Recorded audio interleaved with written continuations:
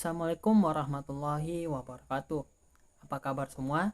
Perkenalkan, nama saya Syawaludin Madeo.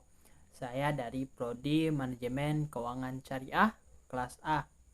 Jadi, pada kesempatan kali ini saya ingin menjelaskan secara singkat mengenai materi yang ada pada mata kuliah Auditing Lembaga Keuangan Syariah.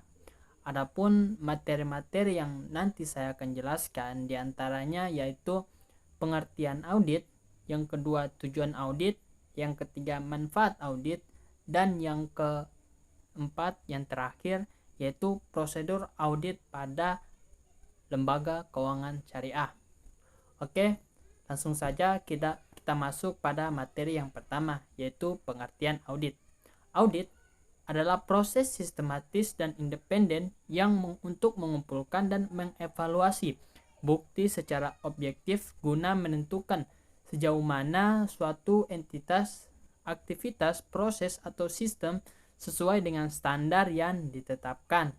Tujuan utama dari audit adalah memberikan keyakinan atau penilaian independen tentang kerahasiaan, akurasi, kesinambungan, kepatuhan, dan kinerja suatu entitas atau aktivitas. Yang berikutnya, pengertian audit syariah. Pengertian audit syariah juga dikenal sebagai audit kepatuhan syariah atau audit islami. Adalah suatu proses audit yang dilakukan untuk menilai kepatuhan suatu entitas terhadap prinsip-prinsip syariah dalam operasi dan transaksi bisnisnya. Masuk ke materi yang kedua yaitu tujuan audit syariah. Ada beberapa tujuan daripada audit syariah itu sendiri. Yang pertama, audit syariah bertujuan untuk memastikan bahwa lembaga keuangan atau entitas yang sedang diaudit beroperasi sesuai dengan prinsip-prinsip syariah yang didasarkan pada ajaran Islam. Yang kedua, pemeriksaan dan pengujian transaksi keuangan dan operasional untuk memastikan bahwa transaksi tersebut sesuai dengan prinsip-prinsip syariah seperti larangan riba, gharar, dan maisir. Yang ketiga, audit syariah bertujuan untuk menilai tingkat ketaatan lembaga keuangan terhadap prinsip-prinsip syariah yang terkait dengan keuangan dan operasionalnya. Dan yang keempat, yaitu audit syariah bertujuan untuk meningkatkan transparansi dan akuntabilitas dalam operasi lembaga keuangan syariah. Kita masuk ke materi yang ketiga yaitu manfaat audit syariah. Terdapat 5 manfaat audit syariah. Yang pertama, kelengkapan guna menjamin bahwa seluruh transaksi sudah tercatat dan sudah disertakan dalam jurnal yang sebenarnya. Yang kedua, klasifikasi guna menjamin bahwa transaksi dalam jurnal dikelompokkan secara tepat. Yang ketiga, penilaian guna menjamin bahwa sudah diterapkannya dengan benar berbagai prinsip akuntansi yang berlaku umum. Keberadaan guna menjamin yang keempat, keberadaan yaitu guna menjamin bahwa seluruh kewajiban serta aset yang tercatat terjadi pada suatu tanggal serta mempunyai keberadaan sehingga pencatatan transaksi bukan fiktif. Dan yang kelima yaitu akurasi, guna menjamin bahwa saldo atau transaksi yang ada sudah dicatat dengan benar jumlahnya, dicatat dengan tepat, diklasifikasikan, serta dihitung dengan benar. Materi yang keempat yaitu prosedur audit syariah. Yang pertama, perencanaan.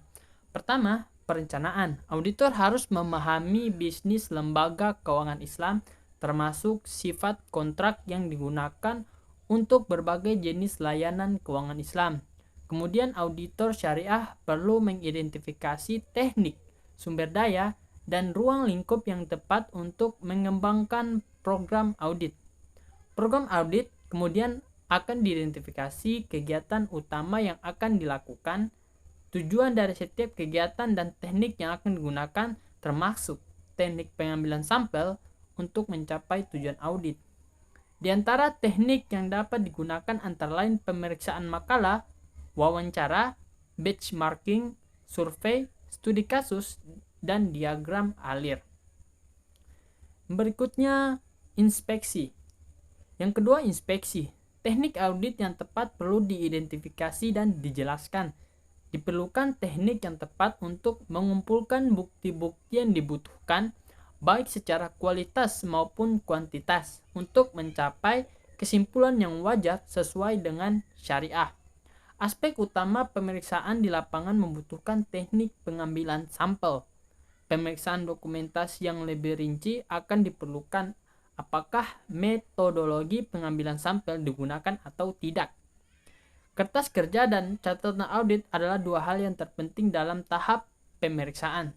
Tujuan dari kertas kerja adalah untuk memberikan catatan sistematis tentang pekerjaan dilakukan selama audit dan merupakan catatan informasi dan fakta yang diperoleh untuk mendukung temuan dan kesimpulan. Yang ketiga yaitu laporan.